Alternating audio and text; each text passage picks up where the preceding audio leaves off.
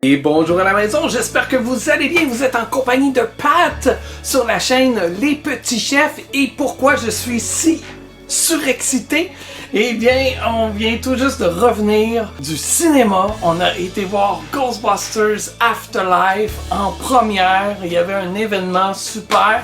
D'ailleurs, merci à Martin Caron, à Yasmine aussi et à Promo Avenue, à Ghost Corps, qui ont permis de rendre cet événement-là possible. C'était vraiment cool, ça faisait longtemps qu'on n'avait pas vu autant de Ghost Head dans un événement. Des Ghost Head, pour ceux qui connaissent pas le jargon entre les Ghostbusters, mais c'est ça, c'est des personnes portant l'uniforme de Ghostbusters. Je portais aussi l'uniforme, c'était vraiment cool. J'ai pas pris beaucoup de photos, j'y ai pas tant pensé. Puis de toute façon, dans la salle, on n'avait pas le droit à nos téléphones cellulaires. Bon, là, maintenant, vous vous demandez comment était le film.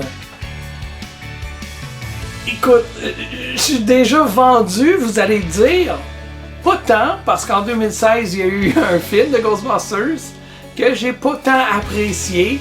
Pas autant que celui qu'on a vu aujourd'hui. C'était parfait, c'était sublime selon moi. C'est beau, les effets spéciaux sont beaux, les acteurs sont parfaits, les jeunes sont... Je sais qu'il y en a qui ont peur, qui se disent « Bon, ça va ressembler à Stranger Things avec des jeunes. » Ben oui, on dirait que c'est ça qui pogne ces temps-ci, tu sais, c'est des jeunes comme Lock and Key.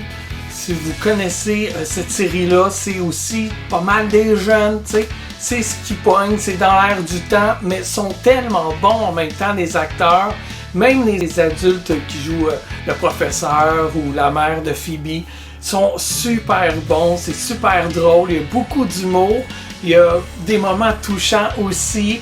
Les fantômes sont parfaits, sont drôles. Oui, on revoit des fantômes classiques. C'est pas un spoiler, vous avez vu les bandes annonces, mais peut-être qu'ils sont un petit peu différents. En tout cas, vous allez voir, c'est vraiment excellent. Je peux pas vous en dire plus parce que, puis ça me brûle la langue, là, je voudrais, mais je veux rien spoiler. Puis peut-être qu'une petite indice pourrait vous donner trop d'indices. Mais je peux vous dire que c'est un bel hommage à Harold Ramis, à Spengler. C'est parfait, c'est fait avec beaucoup de respect envers la franchise de ce qu'elle a été dans Ghostbusters 1 et 2. C'est vraiment... c'est parfait, c'est sûr. Je veux retourner aller le voir en français parce qu'on l'a vu en anglais. Les enfants ont plus ou moins compris les blagues et tout ça. C'est plein de Easter eggs, hein? Si vous connaissez là, les expressions clés de Ghostbusters, vous allez les réentendre, mais dans d'autres scénarios. C'est parfait, c'est sublime, j'ai vraiment adoré. J'ai adoré. Ça pouvait pas être mieux selon moi. C'était exactement comme ce que j'espérais que ce soit. C'est parfait. Puis là, maintenant, je dirais, oui, si vous avez envie d'en faire d'autres, mais allez-y. Une série, pourquoi pas, ce serait vraiment nice. Des dessins animés, envoyez-nous-en. Là, on est prêt à en avoir d'autres. Si vous allez voir le film au cinéma, restez assis sur votre chaise jusqu'à la fin. Je vous le dis, vous le regretterez pas. Il y a deux fins à la fin. Il y a un premier générique. Là, il vous montre un extrait vidéo. Après ça, il y a le générique blanc sur noir. Restez jusqu'à la fin. C'est délicieux. C'est parfait. J'ai déjà hâte que le film sorte en Blu-ray ou en 4K pour pouvoir l'acheter puis le revisionner de nouveau et de nouveau. Il y a plein de Easter eggs que je suis certain que j'ai manqué. Il y en a un qui est vraiment intéressant. Puis là, ben, je vous dévoile rien, c'est pas un spoiler, c'est parce que Jason Reitman, le réalisateur, qui est le fils du premier réalisateur des premiers Ghostbusters. Hein. Puis ça, j'avoue que ça ajoute vraiment une touche magique, parce que là, ça devient comme familial.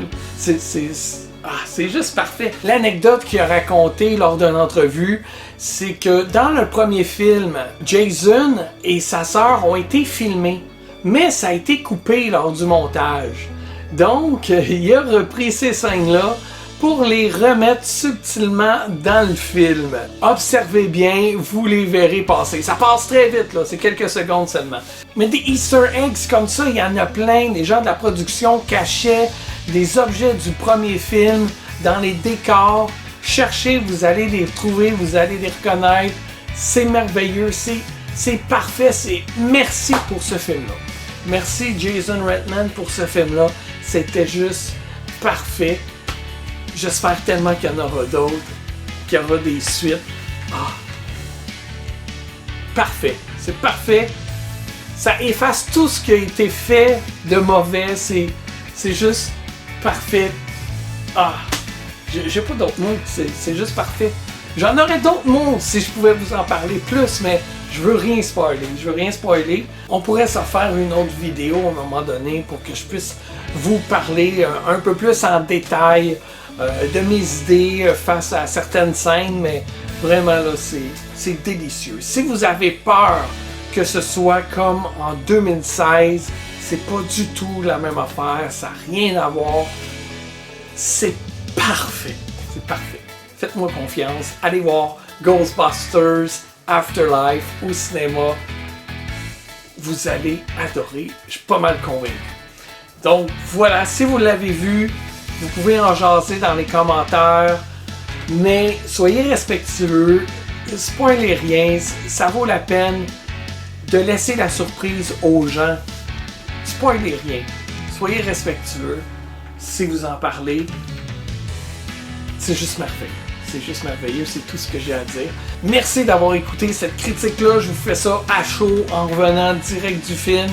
Je suis encore hype, je vais sûrement rêver à ça, je l'attendais depuis tant longtemps, j'ai juste hâte de le revoir, c'est ça. Donc, merci, à bientôt, puis moi je m'en vais dormir là-dessus. Bye!